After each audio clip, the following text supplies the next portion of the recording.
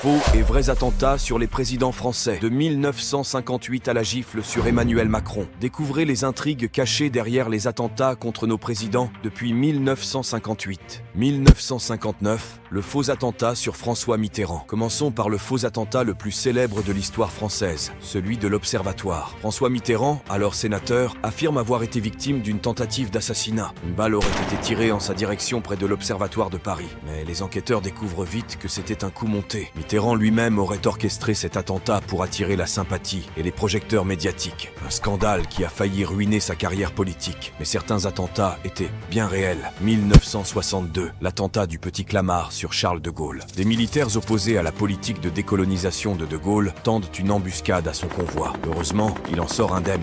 Cet attentat renforce la légende de l'homme au courage indomptable. 2002, l'attentat de la fête nationale sur Jacques Chirac. Jacques Chirac échappe à un attentat pendant le défilé du 14 juillet. Un homme tente de tirer sur lui avec une carabine, mais il est rapidement maîtrisé par le public et les forces de l'ordre. L'attaque échoue et Chirac continue de saluer la foule comme si de rien n'était. 2021, la gifle sur Emmanuel Macron. Damien Tarel gifle Emmanuel Macron lors d'un déplacement à Tain-l'Hermitage. Bien que l'incident ne soit pas une tentative d'assassinat, il s'agit d'une agression contre le président. Il a été condamné à 4 mois de prison ferme.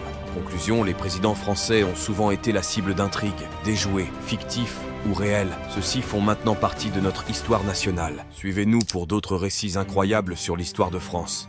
À bientôt!